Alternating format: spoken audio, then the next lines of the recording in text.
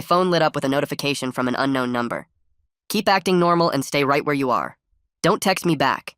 Then they sent me 3 different password-protected video attachments. I clicked into the message to see 3 dots appearing, then disappearing, followed by the passwords to these videos. In them, 3 masked people I faintly recognized were triumphantly walking out of a courtroom. I clicked out and hit play on the voice note the number had now sent me. These people think you snitched to the police on them. Call someone to help you. My heart sank to my stomach. I had snitched on them. But nobody was supposed to know that. I'd done it 8 months ago after 3 cartel members I used to know personally moved into the apartment below mine. My anonymous tip was supposed to be safe. A one-time hotline call to the police off a burner phone, after which I moved states and even changed my name. I was already breathing heavily, wondering how quickly they could find me. Then the anonymous number sent another message, screenshots this time, showing text conversations between the 3 brothers.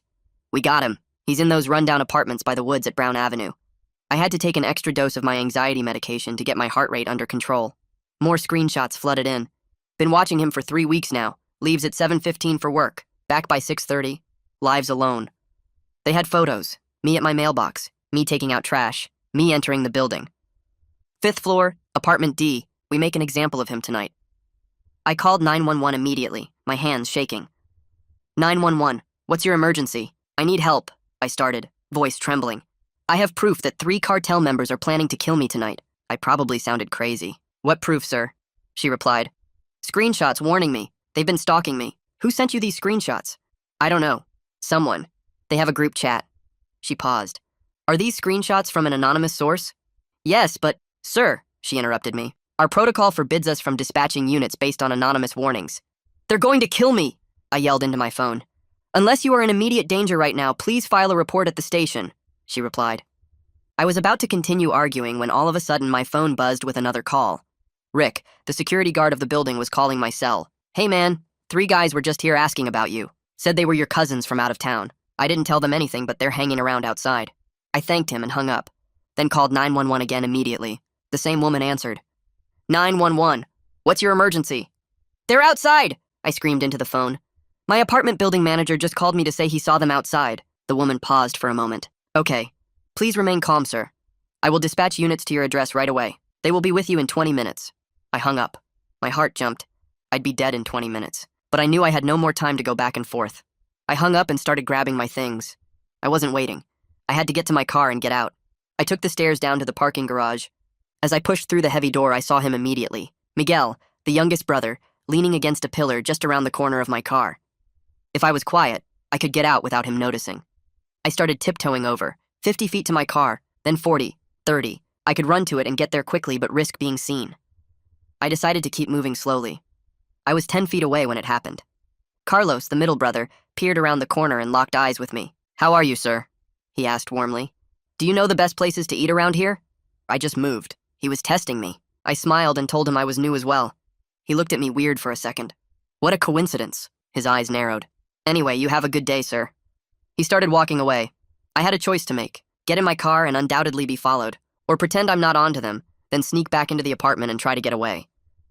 I unlocked my car door, fiddled around my glove compartment like I was getting something, then made a dramatic gesture like what I was looking for wasn't here. Slowly, I turned and walked back to the entrance stairwell, forcing myself not to run, my eyes subtly darting around trying to spot them. Inside my apartment, I locked the deadbolt and immediately went to the window. The woods were right behind me. I could run there. That's when my phone rang again. The security guard. Hello? I answered. Hey, is this apartment 5D? The voice wasn't the security guard's. It was Ramon's, the oldest brother's. This is your neighbor from down the hall. I just wanted to drop off a package that was delivered to me by mistake. I stayed silent. I knew he was testing to see if they had the right apartment number, and now they knew they did. Suddenly, my phone buzzed again. The anonymous number from earlier. Get out now. They're in the building. Suddenly, I could hear footsteps in the stairwell, multiple sets, heavy and fast. The elevator had been broken for 2 months. Those stairs were the only way up or down. The footsteps reached my floor and stopped right outside my door. The doorknob started turning slowly, then rattling, then pounding once they realized it was locked. Open up! We just want to talk! The door started splintering. The police should have been here by now. I grabbed my dresser with both hands and started dragging it across the floor toward the door. My fingers kept slipping because I was shaking so hard. The wood scraped loud against the floor, and I could hear them on the other side getting more aggressive with their pounding. I finally got the dresser wedged against the door just as the pounding stopped. Everything went quiet for maybe 3 seconds. Then I heard Ramon's voice coming through the door, calm and friendly. "Hey man, we just want to talk to you about some things. Open up." The door frame was already cracking near the hinges, and I knew that dresser wasn't going to hold them for long. I backed away from the door and ran toward my bedroom. The window faced the backwoods, and I'd looked out at those trees 100 times without ever thinking they might save my life. I shoved the window open hard, and cold air hit my face. My breath came out in white clouds. I looked down and saw this narrow metal ledge running along the building about a foot below the window. 2 windows over there was an old fire escape that I'd never paid attention to before. That was my only way out. I could hear them hitting the door again, and the dresser was scraping backward with each hit. I grabbed my phone from my pocket and made sure I had my wallet and keys. Then I climbed out onto that ledge. My back pressed flat against the brick wall, and I could feel every rough edge digging into my shoulder blades. The ledge was maybe 6 inches wide, and my feet barely fit. I started shuffling sideways toward the fire escape, moving slow because I was scared to go fast. Behind me, I heard the apartment door finally crash open. Wood splintered, and the dresser scraped across the floor as they shoved it aside. I could hear their footsteps pounding through my living room. Heavy boots on the cheap carpet, multiple sets moving fast. I kept shuffling along the ledge, my fingers trying to find anything to grip on the brick wall. There was nothing. Just flat wall and me trying not to look down at the parking lot 5 stories below. My foot slipped. The sole of my shoe skidded on something wet on the metal, and my leg went out from under me. I scraped my shin hard against the edge of the ledge as I caught myself. The pain shot up my leg sharp and immediate, but I bit down on my tongue to keep from yelling. I could taste blood in my mouth from biting too hard. I could hear them in my bedroom now, footsteps right by the window I'd just climbed out of. Someone was pulling open my closet door. Another person was checking under the bed. I moved faster even though my legs were shaking and telling me to freeze up. The fire escape was right there. Just 3 more feet of shuffling along this ledge. 2 feet, 1 foot. I reached out and grabbed the metal railing of the fire escape and pulled myself onto it. The metal was cold and rusty under my hands. I dropped down to the next level and then the next one. My shoes made loud clanging sounds on the metal stairs that echoed in the quiet night. Someone shouted from my window, but I was already 2 floors down. I took the stairs 3 at a time, jumping and grabbing the railings to swing myself around the corners faster. 4th floor, 3rd floor, 2nd floor. The ground level was right there near this maintenance area I'd never noticed before. I pulled out my phone and tried to call Rick, but the line was busy. He was probably dealing with all the chaos in the building. I opened my texts and found Darren's number. I typed fast, "Need help. Set off your car alarm. Now, please." I hit send and kept moving along the back of the building. 30 seconds later, I heard a car alarm start blaring from the front parking lot. Then I heard shouting, at least 2 different voices yelling at each other about checking the parking lot. Their footsteps moved away from where I was. I spotted this door that led into some kind of maintenance corridor. I'd lived here 8 months and never knew this existed. I pulled the door open and slipped inside. The space was dim with just a few small lights along the ceiling. I moved past water heaters that were making gurgling sounds, past electrical panels with warning stickers, past stacks of old paint cans and broken furniture. My phone buzzed in my hand, another message from that anonymous number. "Turn left at the next junction." I looked ahead and saw the corridor split into 2 directions. I went left like they said. Whoever was helping me knew this building better than I did. The corridor kept going and I followed it, trying to walk quiet but also fast. It opened up near the building's rear service entrance. I stopped there and pressed myself against the wall. I was breathing so hard I thought I might pass out. I forced myself to slow down my breathing and listen. Footsteps somewhere above me, distant voices. And then I heard sirens. They were getting louder. I couldn't tell if they were actually coming here or just driving past on the main road. I stood there trying to figure out if I should wait for the police or keep running. From upstairs, I heard loud crashing sounds, thuds that shook the building. They were tearing apart my apartment looking for me.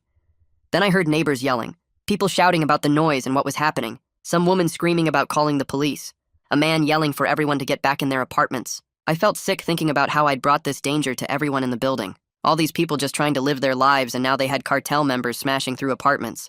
But I pushed that guilt down because I needed to focus on staying alive. I pulled out my phone again and called 911. A different dispatcher answered this time. 911, what's your emergency? I tried to keep my voice steady. I called earlier about 3 men trying to kill me. They're in my building right now. They're tearing apart apartments and other tenants are in danger. Armed men ransacking the building at Brown Avenue Apartments. The dispatcher's voice changed when I mentioned other tenants. Units are already en route to that location, sir. Can you tell me exactly what's happening? I could hear her typing fast. They broke into my apartment. Now they're searching the building for me. Neighbors are screaming. You need to get here now. She said something about the units being close, but I could tell from her tone that the situation was messy. Nobody knew exactly what was happening or where anyone was. I hung up and looked at my phone. The battery was at 30%. The anonymous number hadn't sent anything new. The sirens were definitely getting closer now. I looked around and spotted a red fire alarm box on the wall about 10 feet away. I ran to it and smashed the glass with my elbow. The alarm started blaring instantly, and the sound was so loud it hurt my ears. Within seconds, I could hear doors opening upstairs and people shouting over the alarm. The evacuation was starting. I moved quickly down the corridor toward the service entrance area and saw a big cardboard box sitting near the door with a sign that said, "Free clothes donations." I dug through it fast and grabbed a dark blue hoodie that looked about my size. I pulled it on and flipped the hood up over my head. My hands were still shaking, but at least now I had some kind of disguise. The alarm kept blaring, and I could hear more doors opening and people flooding into the hallways above me. I needed to get to Rick's office and see what was happening on the cameras. I pushed through a door that led to the ground floor main hallway and started moving toward the security office near the front lobby. People were coming down the stairs now in groups, some of them looking confused and annoyed about the alarm. A woman with a baby was asking someone if this was a drill. An old man was complaining loudly about the noise. I kept my head down and walked fast, but not too fast. Rick's office was a small room off the main lobby with a window that looked out at the entrance area. I could see him through the window sitting at his desk with his phone pressed to his ear and his eyes on the monitor screens in front of him. I pushed the door open and he looked up fast. His face relaxed a little when he saw it was me. He waved me in quickly and I shut the door behind me. He pointed at the monitors without saying anything, and I moved closer to look. The screens showed different camera angles from around the building. On one screen, I could see Ramon on the 5th floor moving down the hallway and checking doors. On another screen, Carlos was on the 3rd floor doing the same thing. On a third screen, Miguel was on the 2nd floor heading toward the stairwell. Rick finished his call and put his phone down. He told me the police were almost here and I should stay right here in the office where it was safe. I watched Miguel on the monitor getting closer to the ground floor stairwell. My stomach dropped. If I stayed here, I'd be trapped when he reached the ground level. I told Rick I couldn't risk it. He started to argue, but I was already moving toward the door. I thanked him fast for everything he'd done and for not giving me up to Carlos earlier. He looked worried, but he nodded and told me to be careful. I slipped back out into the hallway where more people were evacuating now. The alarm was still going and everyone looked stressed and confused. I pulled my hood down lower and joined a group of about 8 people heading toward the main stairwell. We moved together down the hallway and into the stairwell. The sound of our footsteps echoed off the concrete walls. I kept my head down and stayed in the middle of the group. We went down from the ground floor to the basement level and then started going back up toward the exit. On the 3rd floor landing, the group slowed down because there were more people coming from that floor. I was looking down at my feet when someone pushed past me going up the stairs. I looked up and it was Miguel. He was moving fast and looking around at faces. I shoved past him hard using the crowd as cover. He stumbled a little but kept going up. I didn't look back. I just kept moving down with the group. We reached the ground floor exit and pushed through the doors into the cold night air. There were people everywhere now, standing in groups on the sidewalk and in the parking lot. Some were in pajamas, some had grabbed coats. Everyone looked cold and annoyed. I broke away from my group and headed straight for the parking lot where my car was parked. I could see it under one of the lot lights about 50 yards away. I walked fast, weaving between people and parked cars. When I got to my car, I stopped. The front driver's side tire was completely flat, not just low, but totally flat against the ground. I crouched down next to it and looked closer. The valve cap was sitting on the ground next to the tire. I picked it up and looked at the valve stem. The core was gone. Someone had removed it, so the air would leak out slowly over time. They'd done this hours ago, probably when they first started watching the building tonight. My phone buzzed in my pocket and I pulled it out. Another message from the anonymous number. It was a long paragraph this time explaining that the leak about my location came from courthouse contacts, not from the police department. Someone who worked at the courthouse had access to witness information and had been selling it. The message said there was a whole network of people doing this. I felt rage building in my chest. The system that was supposed to protect me had failed because someone wanted money, but I didn't have time to think about it. I needed to move. I stood up and looked around the parking lot. I could see Carlos near the building entrance about 100 yards away. He was scanning the crowd slowly and methodically. I turned and walked quickly toward the street. There was a laundromat on the corner about half a block away, and the lights were still on inside. I could see the evacuated residents starting to gather on the sidewalk near it because they had nowhere else to go. I pulled out my phone while I walked and found the detective line number I'd saved months ago. I called it and got a voicemail. I left a message saying my name and my case number from 8 months ago and that I needed Detective Kira Campos to call me immediately. I said it was an emergency and that the 3 men from my case were trying to kill me tonight. I gave my current phone number and hung up. I reached the laundromat and pulled the door open. It was bright and warm inside. There were a few washing machines running, but no customers. I walked to the back where the bathroom was and went inside. I locked the door and leaned against the sink. I pulled out my phone again and opened my texts. I found Darren's number and sent him a message asking what he could see from his apartment window. He responded almost right away saying police cars were pulling up to the building, but the brothers had disappeared into the crowd. He said a lot of people were standing around outside and the cops were trying to figure out what was going on. I texted back telling him to stay inside and lock his door. I came out of the bathroom and moved to the front window of the laundromat. I could see the building from here. There were 3 police cars parked out front now with their lights flashing. Officers were talking to people in the crowd and trying to get information, but I wasn't there anymore, so they didn't know who they were looking for. I felt angry and helpless watching it all happen. We were all in the same area but completely disconnected. The police were looking for me but didn't know what I looked like. The brothers were looking for me and knew exactly what I looked like, and I was stuck watching from a laundromat window hoping nobody spotted me. I saw Carlos walking across the parking lot toward where Rick was standing near his security booth. Carlos approached him and I could see them talking.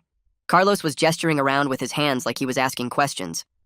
Rick stood there calm and professional. He didn't point in any direction or gesture toward anything specific. He just stood there talking and keeping his body language neutral. After about a minute, Carlos walked away looking angry and frustrated. Rick stayed where he was and pulled out his phone. I hoped he was calling the police to tell them what was happening. My phone started buzzing in my pocket and I pulled it out fast. Unknown number, but I answered anyway.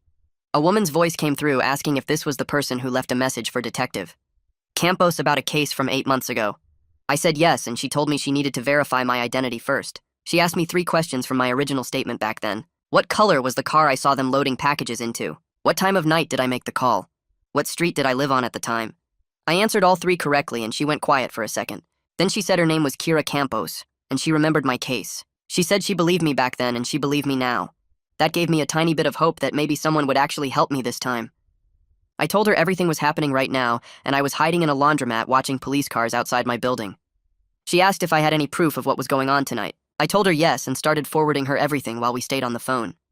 The screenshots from the anonymous number showing the brothers' group chat, the videos of them walking out of the courtroom, the call logs from Rick warning me about them, the photos they had of me at my mailbox and taking out trash. I sent it all and waited while she looked through everything. She didn't say anything for maybe a minute, and I could hear her clicking through files on her end. Finally, she came back on and said this was serious enough for immediate protective measures and possible charges against the brothers. She said what they did tonight crossed multiple lines, and she could work with this evidence. I felt some relief, but I was still stuck in a laundromat watching them search for me. Kira told me I needed to get to the precinct so we could do this properly with official statements and paperwork. She said I should order a rideshare under a fake pickup name, and she would have officers waiting for me when I arrived. I hesitated because I didn't know if I could trust that the brothers wouldn't spot me getting into a car right outside. They were still out there somewhere, and they knew what I looked like. Kira seemed to understand my concern and said she would think of an alternative while I stayed hidden. She told me to keep my phone on and wait for her to call back. I agreed, and we hung up. My phone buzzed again right away, but this time it was a text from the anonymous number. The message said her name was Mercedes Vega, and she had been tracking the brothers through a synced account that one of them didn't know about. She explained that Carlos had given Miguel access to his phone for something weeks ago, and Miguel had set up a sync without telling him. Mercedes had access to that sync somehow and could see their locations in real time. She sent me a screenshot showing 3 dots on a map. One was near the front of my building. One was 2 blocks away heading south. The third one was moving toward the laundromat area where I was hiding. I texted back thanking her and asking how she knew where I was. She said she had been watching me move through the neighborhood and wanted to make sure I stayed ahead of them. I didn't have time to question it more. I needed to move now. I went to the back of the laundromat where there was an exit door that led to an alley. I pushed it open slowly and looked both ways. The alley was empty and dark with dumpsters lined up on one side. I slipped out and started moving quickly away from the building complex. I kept my head down and walked fast without running, because running would draw attention. I made it maybe 30 feet when I heard an engine behind me. I glanced back and saw a dark sedan rolling slowly down the alley. I didn't recognize the car and couldn't see who was driving through the tinted windows. The car kept pace with me, and I realized I couldn't get into any rideshare now because they would follow me. I spotted a narrow walkway between 2 buildings on my left and cut through it fast. The sedan couldn't follow because the gap was too small for a car. I came out on a busier street with more people walking around and some shops still open. I blended into the crowd and kept moving. I looked back toward my apartment building and could see it from here. There were evacuated residents huddled outside in the cold. Some of them looked angry about being displaced and having their night disrupted. I felt guilty for bringing this trouble to their building, but the guilt turned into something else. Resolve, maybe. I needed to formally cooperate with police, so these guys would face real consequences for what they did. Not just to me, but to everyone they scared tonight. I found a convenience store on the corner and went inside. The clerk barely looked up from his phone. I grabbed a cheap burner phone from the rack and paid cash for it. Then I went back outside and powered down my main phone, except for keeping it on just enough to stay in contact with Kira and Mercedes. I turned on the burner and sent Kira a text from the new number telling her it was me. She responded right away asking me another security question to verify. She wanted to know what kind of car I drove back at my old place 8 months ago. I told her and she confirmed it was correct. She said she had an idea for where we could meet that would be safer than the precinct. There was a public library 2 miles away that had security cameras and stayed open late. She suggested I go there and she would meet me with another officer. I agreed and started walking in that direction. I took a complicated route instead of going straight. I went down one street, then cut through a parking lot, then doubled back on another street. I checked behind me constantly to make sure nobody was following. Every time I saw headlights, I tensed up, but none of them slowed down near me. It took me almost 40 minutes to walk 2 miles because of all the detours. The library was warm and quiet when I finally got there. Most of the people inside were students with laptops or older folks reading newspapers. I found a table near the security desk where I could see both entrances. I sat down and waited. My hands were still shaking, and I kept checking my phone for updates from Mercedes about where the brothers were. 20 minutes went by, and then I saw Kira walk in with a uniformed officer. She looked around until she spotted me and then came over. She sat down across from me while the officer stood nearby. She pulled out a notebook and told me she needed to take a brief on record statement about everything that happened tonight. I started going through everything from the moment I saw the first anonymous text to when the brothers broke into my apartment and I escaped through the maintenance corridor. Kira wrote notes quickly and asked specific questions about times and exact words people said. Then she pulled out her phone and made a call. She put it on speaker, and a man's voice answered after 2 rings. "This is Malcolm Dean." Kira told him she had me at the library and we needed to discuss next steps. Malcolm asked her to summarize the situation, and she ran through the basics in about 90 seconds. Then Malcolm started asking me questions directly through the phone. He wanted to know if I could provide expanded testimony beyond just my original tip from 8 months ago. He asked if I knew details about their operations, their contacts, their money sources. I told him I knew some things from when I lived near them, but not everything. He pressed harder, asking what specifically I could testify to, and I felt myself getting annoyed because it seemed like he cared more about what I could give him than about keeping me alive. I interrupted him and said I needed to know what kind of protection I would actually get if I agreed to testify. Malcolm went quiet for a second, then started talking about standard protocols and witness assistance programs. I asked him to be specific about guarantees, and he said he couldn't make absolute promises, but they would do everything possible within their resources. That answer frustrated me because it basically meant the system had limits, and I was still vulnerable no matter what I did. I told him I needed concrete details about where I would stay and how long protection would last. He said they could arrange temporary housing and provide police check-ins, but long-term protection depended on threat assessment and available funding. Kira jumped in and said she would personally make sure I had direct contact with her at all times. My phone buzzed with a text from Mercedes while Malcolm was still talking. I glanced at it and felt my stomach drop. The brothers had disappeared from her tracking map. All 3 location dots were just gone. I held up my hand to stop Malcolm mid-sentence and told him the brothers weren't showing up on tracking anymore. Kira asked what that meant, and I explained about Mercedes tracking them through a synced account. Mercedes had sent another text saying they either found the account or ditched their phones, which meant we had no idea where they were now. The silence from not knowing their location felt worse than seeing them close by, because at least before I could avoid them. Malcolm asked if Mercedes was willing to come forward as a witness, and I said she refused but was helping anonymously. He made a frustrated sound and said anonymous evidence was harder to use in court. Kira told Malcolm we needed to focus on immediate safety first and prosecution second. She asked me if I was willing to relocate temporarily while they figured out the leak situation. I asked what leak, and she explained that my new identity from 8 months ago shouldn't have been accessible to anyone outside law enforcement. She said there was likely someone at the courthouse or in the system who gave information to the brothers or their contacts. I felt angry hearing that because I had done everything right and changed my whole life, and someone just handed me over anyway.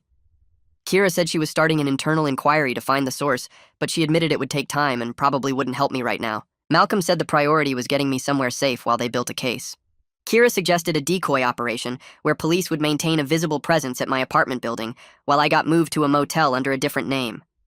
I asked how that would work, and she explained they would make it look like I was still at the apartment with patrol cars nearby while I actually stayed somewhere else. I was cautious about the plan because it seemed like there were a lot of ways it could go wrong, but I didn't have many other options. I agreed, and Malcolm said he would start paperwork for emergency protective orders.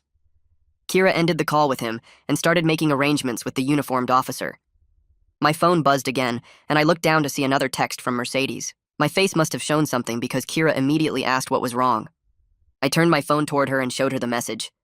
Mercedes said the decoy plan had already leaked on a police scanner app that the brothers monitored. She warned there was a risk they were planning an ambush at the apartment. Kira cursed under her breath and grabbed her phone to make another call. She told someone on the other end to cancel the decoy operation immediately. Then she looked at me and said we needed a different approach.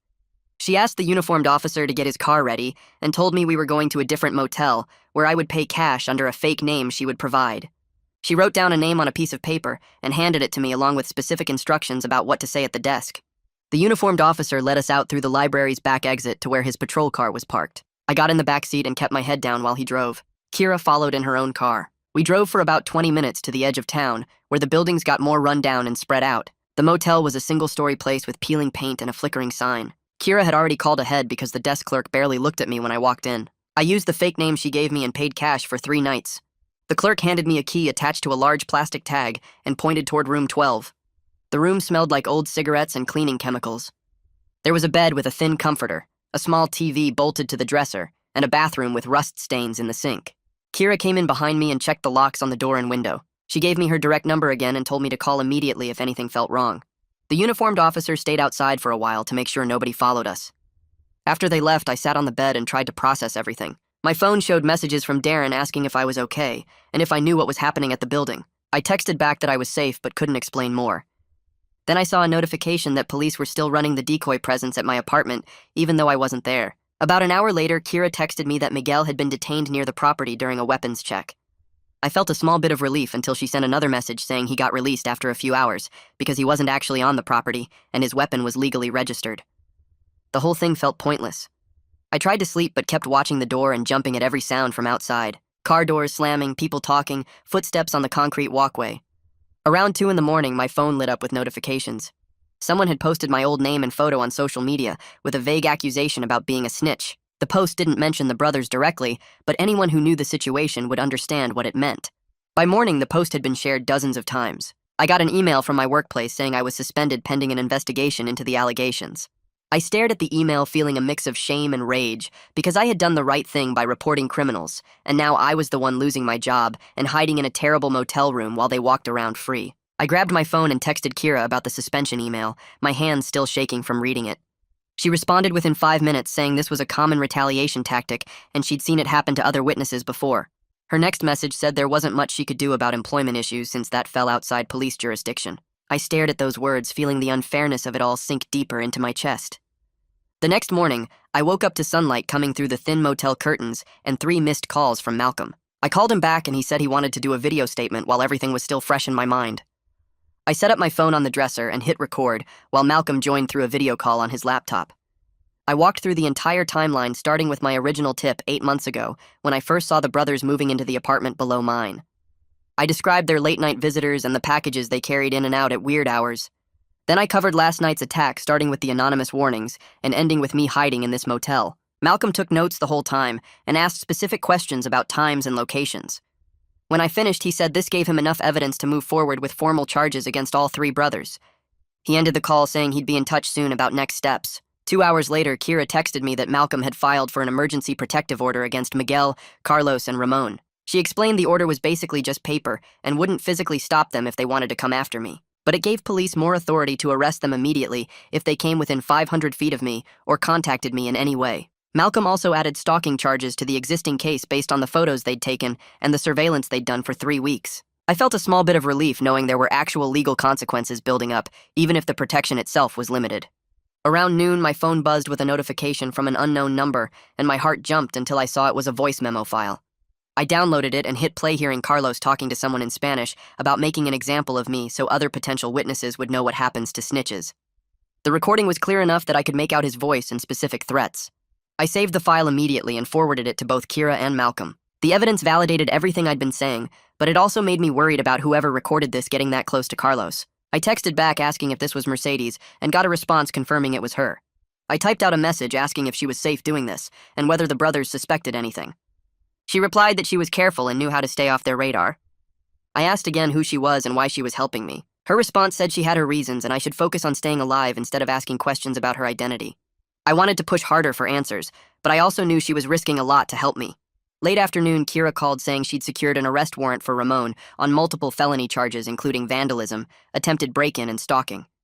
She sounded pleased when she told me this, but then warned that Miguel and Carlos were still free and the brothers had enough resources to make bail quickly, even if Ramon got arrested. I asked what that meant for my safety, and she said I needed to be moved again to somewhere more secure than this motel. By evening, a county victim services coordinator had arranged a safe apartment with basic security features. Kira drove me there herself, and we pulled up to a plain building that looked like every other apartment complex in the area. The unit had a deadbolt lock that actually worked, and a doorbell camera that fed to an app on my phone. The place was small and depressing with blank walls and furniture that looked like it came from a donation center, but it was better than the motel, and I had my own space. Kira gave me a direct number to call her anytime, day or night, and made me promise to check in twice daily. After she left, I sat on the couch and tried to process everything that had happened in less than 24 hours. My phone buzzed with a text from Darren saying other tenants at the building were angry about the damage and disruption. Some of them were blaming me for bringing this trouble to the complex. His message said people were talking about me in the hallway and asking why I'd gotten involved with cartel members in the first place. The words stung because I understood their frustration about having their building torn apart, but I also didn't ask to be hunted by criminals just because I'd reported illegal activity happening right below my apartment. I texted back thanking Darren for letting me know and asking him to stay safe. The next morning, my landlord sent a formal notice through email terminating my lease due to property damage and safety concerns for other residents. The message was cold and businesslike with no acknowledgement of the fact that I was a victim in all this. I responded asking about my security deposit since I'd paid first and last month plus deposit when I moved in. We went back and forth through several texts, and eventually I negotiated getting half the deposit back. I was still losing over $1,000 in my home because of something that wasn't my fault. Malcolm called that afternoon saying he'd secured limited relocation funds from a victim assistance program. I felt hopeful until he explained the money came with conditions requiring me to testify at multiple hearings over the next several months. He laid out a schedule of preliminary hearings, depositions, and potentially a full trial if the brothers didn't take plea deals. I asked how much the relocation funds would cover, and he said enough for a few months' rent and basic expenses. It wasn't much, but I needed the financial help badly after losing my job and my deposit. I agreed to the conditions, even though I was frustrated that everything had a price attached and nothing came without strings. Kira called me the next day and told me she was trying to reach Mercedes through the number she'd been texting from. She wanted Mercedes to consider witness protection or at least accept some kind of police protection since she'd put herself at risk by helping me. I waited by my phone hoping Mercedes would agree to stay safe. 2 hours later, Kira texted me that Mercedes had refused any official protection. She said Mercedes told her she knew how to handle herself and had her own plans to leave town for a while. Then my phone buzzed with a message from a new number I didn't recognize. It was Mercedes telling me she was heading out of state and wishing me luck with everything. She said she'd check in occasionally, but I shouldn't worry about her. I texted back thanking her for saving my life, and she just sent a thumbs-up emoji. That was it. The person who'd warned me and tracked the brothers for me was gone, and I still didn't really know who she was or why she'd helped me. 2 weeks crawled by in that safe apartment with me barely leaving except for necessities. Malcolm called to tell me the preliminary hearing was scheduled, and I needed to testify under seal in a closed courtroom. I asked what that meant, and he explained only essential people would be present, and my testimony wouldn't be public record. The morning of the hearing, Kira picked me up and drove me to the courthouse through a back entrance. We went through empty hallways to a small courtroom that felt more like a conference room. The judge sat at the front, and the defense attorney was there with Ramon in an orange jumpsuit and handcuffs. Miguel and Carlos weren't present, but I could feel my hands shaking knowing they were still out there somewhere. I took the stand and answered Malcolm's questions about the original tip I'd made 8 months ago and everything that happened the night they came after me. The defense attorney challenged me hard, asking how I could be sure the screenshots were real and questioning why I'd waited so long to report them initially. I explained I'd been scared for my life, and the screenshots matched exactly what happened that night. The judge listened carefully and asked a few questions of his own. After about an hour, he said he found enough cause to move forward with the case.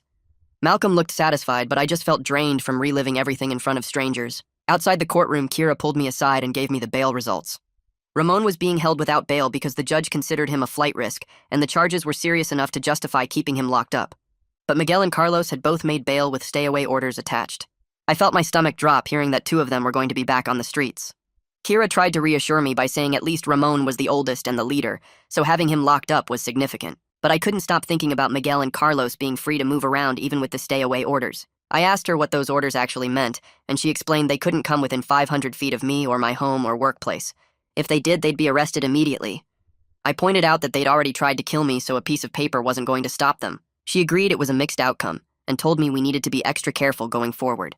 Over the next few days, Kira worked with me to create a detailed safety plan. She came to my apartment with a folder full of documents and maps. We went through alternate routes to anywhere I might need to go, like the grocery store or pharmacy. She had me memorize code words for different types of emergencies, so I could communicate danger without being obvious if someone was listening. We set up scheduled check-ins twice a day where I'd text her a specific emoji to show I was okay. If I missed a check-in, she'd send someone to my location immediately. Kira also helped me contact my employer on limited terms. We drafted an email explaining that I was involved in a criminal case as a witness and needed to work remotely for safety reasons without revealing my exact location. My boss wasn't happy about it, but agreed to let me work from home temporarily. The whole process took hours, and by the end I felt exhausted, but slightly more secure knowing there was an actual plan in place. 3 weeks after everything started, Malcolm called to tell me the relocation funds had been approved for a longer-term arrangement. He'd found a new apartment complex in a different neighborhood under the alias Kira had helped me establish. I packed up my few belongings from the safe apartment, and Kira drove me to the new place. The building was newer than my old one, with actual working security cameras and a front desk that was staffed 24 hours. My apartment was on the 3rd floor, and it was small and generic with beige walls and basic furniture. The kitchen had cheap appliances, and the bathroom had a shower with low water pressure, but it had a good deadbolt lock, and the windows had screens that couldn't be removed from the outside. I walked through the space feeling disconnected from it, like I was staying in a hotel room instead of an actual home. Kira helped me set up the doorbell camera and showed me how to check it from my phone. She reminded me about the check-ins and told me to vary my routine so I wasn't predictable. After she left, I sat on the couch and tried to imagine building some kind of normal life here. It felt impossible, but I didn't have any other options. The next few weeks fell into a strange pattern. I kept in touch with Kira through encrypted messaging apps she'd set up on my phone. She sent me updates about the case progress and reminded me about upcoming court dates. Mercedes texted me occasionally from different numbers just to check in. Her messages were always brief, like asking if I was okay or telling me to stay safe. I'd respond thanking her and she'd go quiet again for days. I still didn't know her real story or why she cared about helping me, but I was grateful she was still watching out for me somehow. The encrypted apps made me feel like I was living in a spy movie, except everything was real and the danger wasn't going away. I started keeping my phone on me constantly even when I showered because I was scared I'd miss an important message. Malcolm scheduled a grand jury testimony date 6 weeks out and called me to walk through what to expect. He was more personable this time now that I'd committed to cooperating fully. He explained the grand jury would hear evidence and decide whether to indict the brothers on the charges. My testimony would be crucial because I was the target of their actions. He asked me questions about what I'd say and helped me organize my thoughts so I'd be clear and credible. Near the end of the call, he admitted the courthouse leak investigation was moving slowly, but they'd identified some possible sources. He said it might have been a clerk or someone in the filing office who had access to sealed documents. I asked if they'd found proof yet, and he said no, but they were working on it. The conversation left me feeling frustrated that the people who were supposed to protect me had failed so badly, but at least they were trying to fix it. The anxiety from everything was getting worse, and I was having trouble sleeping and eating normally. I'd jump at every noise in the hallway and spend hours checking the doorbell camera for anyone suspicious. Kira noticed during one of our check-ins and told me about a therapist available through the Victim Assistance Program. I was hesitant at first because talking to a stranger about my fear felt pointless, but she convinced me to try at least one session. The therapist was a woman who worked from a small office near the courthouse. She asked me about what I was experiencing, and I told her about the constant fear and how I couldn't relax even in my own apartment. She taught me grounding techniques like focusing on 5 things I could see and 4 things I could touch. She explained that my constant fear was a normal response to an abnormal situation and that my brain was trying to protect me by staying alert. Hearing that it was normal helped a little. She gave me breathing exercises to try when I felt panic coming on. I left the session feeling slightly less broken, even though nothing about my situation had actually changed. A few days later, Kira called me with news that made my chest tight. Carlos had violated his stay-away order by showing up near my old workplace asking about me. Someone who still worked there recognized him from the news coverage and called the police. Carlos got arrested and was being held for 72 hours while they processed the violation. Kira told me this was actually good because it showed the court he was a continued threat. She said it might affect his bail status going forward and could lead to him being held without bail like Ramon. I asked what would happen after the 72 hours, and she said they'd have a hearing to decide. I spent those 3 days barely sleeping, wondering if Carlos would get released again or if they'd finally keep him locked up. The violation proved that the stay-away orders weren't enough to stop them, and that scared me more than anything. I needed money coming in and couldn't keep relying entirely on the relocation funds. I started looking for remote work that I could do under my alias. Most jobs wanted references or background checks, which was complicated given my situation. After 2 weeks of searching, I found a small company that needed someone to do data entry and customer service through email. The pay was less than half what I'd made at my old job, but it was something.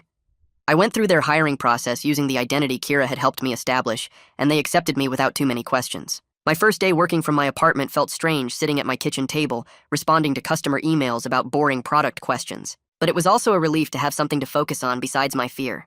The financial stress was still real, because the pay barely covered my expenses even with the relocation funds helping. But at least I was working again instead of just hiding and waiting for something bad to happen. A month passed with me checking in with Kira twice daily and working my remote job from the kitchen table. Malcolm called me on a Tuesday morning and told me the grand jury had finished reviewing the evidence. All 3 brothers got indicted on multiple felony counts including conspiracy, stalking, witness intimidation, and attempted assault. He said this was a big victory because it meant the case was strong enough to actually go to trial if needed. I asked him what happened next, and he explained that Ramon's attorney was already trying to work out a plea deal. The deal would involve reduced charges in exchange for information about who leaked my location from the courthouse. Malcolm brought me into a conference call with the prosecutor's office to discuss whether I'd accept that kind of trade. I told them I wanted accountability for what the brothers did to me, not just information swaps that let them off easier. The prosecutor said she understood, but that getting the leak source was important for preventing future cases like mine.